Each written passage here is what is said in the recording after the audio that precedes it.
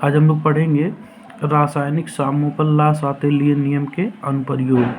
तो लासातेलिए नियम को हम लोग जान लिए हैं। लासातेलिए का नियम क्या होता है, यानी किसी साम्य अवस्था पर कोई अपक्रिया में अगर से हम ताप, दाब, सांद्रता एवं आयतन में परिवर्तन करते हैं तो अपक्रिया अग्र दिशा में जाएगी या अपक्रिया पश्च दिशा में जाएगी। तो उसी को हम यहाँ पर आज जानेंगे। जैसे कि यहाँ पर समीकरण है हाइड्रोजन आयोडाइड का निर्माण करने के लिए। हाइड्रोजन आयोडाइड का निर्माण यहाँ पर हो रहा है, तो इसके लिए यहाँ पर देखेंगे हाइड्रोजन तथा आयोडीन के संयोग से हाइड्रोजन आयोडाइड का निर्माण की अपक्रिया ऊष्माक्षेपी अपक्रिया है, यानी कि जो थर्मिक अपक्रिया है। यहाँ पर इक्वेशन में बताया जा रहा है कि अगर से यहाँ पे हाइड्रोजन और आयोडाइड को यहाँ पर दोनों को अपक्रिया कराया जाता है तो यहाँ पे हाइड्रोजन आयोडाइड के निर्माण होता है, लेकिन ये अपक्रिया कैसा है, ऊष्माक्षेपी है, जिसको यहाँ पर A+Q कैलोरी ऊष्मा के रूप में यहाँ पर दिखाया गया है। तथा इसमें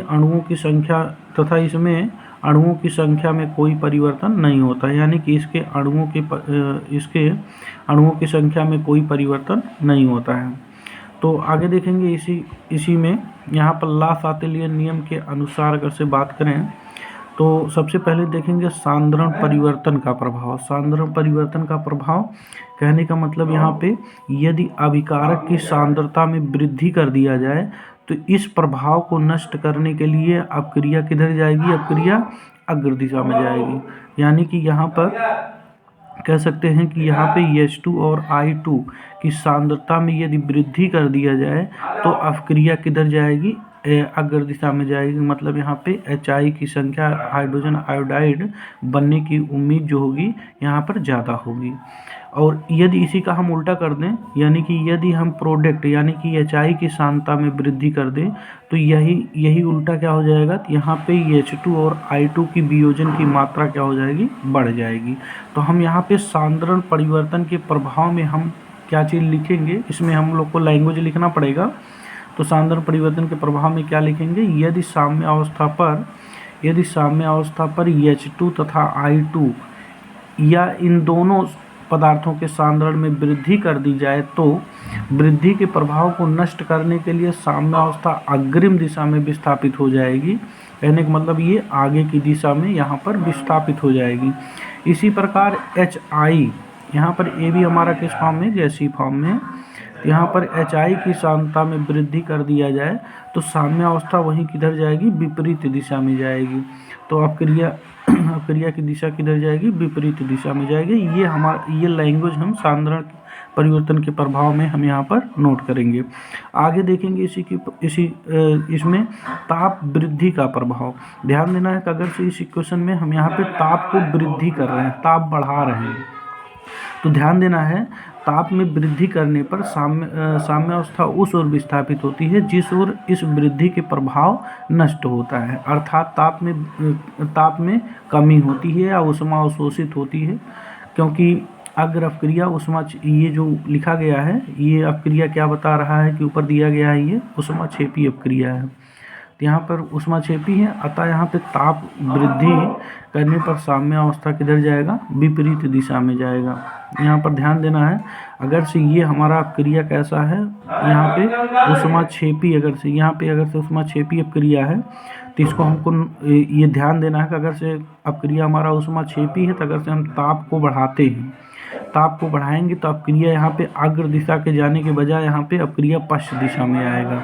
इसको यहाँ पर ध्यान रखना है। अगर से यहाँ पे सपोज करिए कि यहाँ पे कौन सी अपक्रिया, यहाँ पर ऊष्माशोषी अपक्रिया होता, तब यदि हम इसमें ताप को बढ़ाते तो अपक्रिया किधर जाता, अग्र दिशा में जाता। लेकिन यहाँ पर क्या है, यहाँ पर ये ऊष्माक्षेपी अपक्रिया है, तो ऊष्माक्षेपी अपक्रिया है, इसलिए इसमें अगर से हम ताप को बढ़ाते हैं तो ताप को बढ़ाने पर ये अपक्रिया किधर जाएगी, विपरीत दिशा में जाएगी। इसको हमको याद रखना है। तो हम इसमें क्या लिखेंगे, उसी को यहाँ पर सुनेंगे।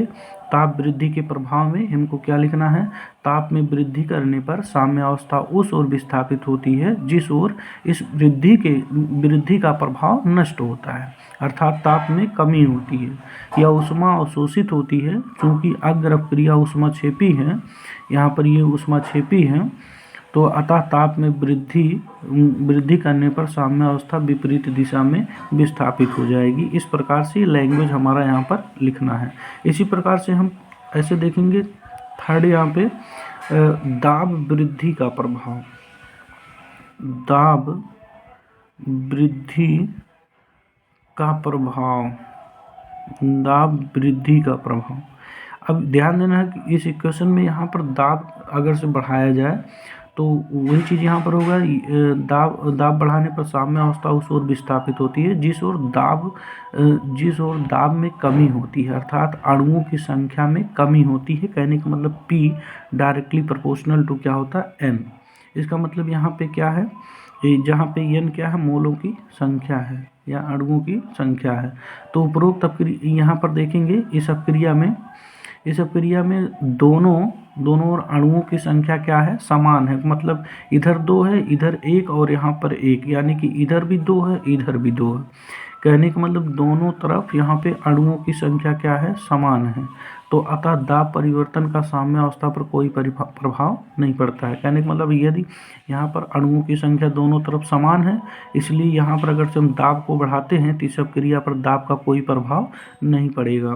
कहने का मतलब यदि यहाँ पर अणुओं की संख्या ज़्यादा होता तब अगर से हम दाब बढ़ाते हैं तो अपक्रिया उधर जाता जिधर अणुओं की संख्या कम होती। तो यहाँ इस अपक्रिया में अगर से बात करें तो इस अपक्रिया में यहाँ पे अणुओं की संख्या यहाँ पर 2 है, तो इधर भी 2 है, इसलिए यहाँ पर अपक्रिया यहाँ पर किसी तरफ नहीं जाएगा, तो अपक्रिया साम्य की अवस्था में बना रहेगा। तो इसी प्रकार से एक बार यहाँ पर पुनः सुनेंगे, दाब वृद्धि के प्रभाव में हम लोग क्या लिखेंगे दाब बढ़ाने पर साम्यावस्था उस ओर विस्थापित होती है जिस ओर दाब में कमी होती है, अर्थात अणुओं की संख्या में कमी होती है। कहने का मतलब P डायरेक्टली प्रोपोर्शनल टू क्या होता है, N। तो इस अपक्रिया में दोनों ओर अणुओं की संख्या क्या है, दोनों ओर अणुओं की संख्या समान होती है, और समान होने के कारण तो इस पर दाब परिवर्तन का कोई प्रभाव नहीं पड़ता है। तो ये हम यहाँ पर इसमें नोट कर लेंगे। अगला यहाँ पर देखेंगे नंबर 4 देखेंगे अक्रिय गैस मिलाने पर। यहाँ हो जाएगा अक्रिय गैस मिलाने पर, अक्रिय गैस मिलाने पर। ध्यान देना ये लैंग्वेज आप लोग को यहाँ पर लिखना पड़ेगा। तो अक्रिय गैस मिलाने पर अभी ध्यान देना है कि स्थिर आयतन पर अक्रिय गैस मिलाने पर मोलर सांद्रताओं पर कोई प्रभाव नहीं पड़ता है, ये हम लोग पीछे पढ़ चुके थे। तो अतः स्थिर आयतन पर अक्रिय गैस मिलाने पर साम्यावस्था पर कोई प्रभाव नहीं पड़ता है। स्थिर दाब पर अक्रिय गैस मिलाने पर आयतन में वृद्धि होती है, अतः साम्यावस्था उस ओर विस्थापित होती है जिस ओर आयतन में अर्थात अणुओं की संख्या में वृद्धि होती है। चूँकि दोनों ओर अणुओं की संख्या यहाँ पर समान है, अतः स्थिर दाब पर अक्रिय गैस मिलाने पर साम्यावस्था पर कोई प्रभाव नहीं पड़ेगा। मतलब यहाँ पर अक्रिय गैस अगर से मिलाया जाए इसमें, इस पर कोई प्रभाव नहीं पड़ेगा। इस प्रकार से यहाँ पर हम लोग इसको देखेंगे। तो यहाँ पर इस इक्वेशन को इसी प्रकार से हम आगे भी यहाँ पर नेक्स्ट इक्वेशन की बात करेंगे तो अगली वीडियो में। तो आज के लिए बस इतना ही, धन्यवाद।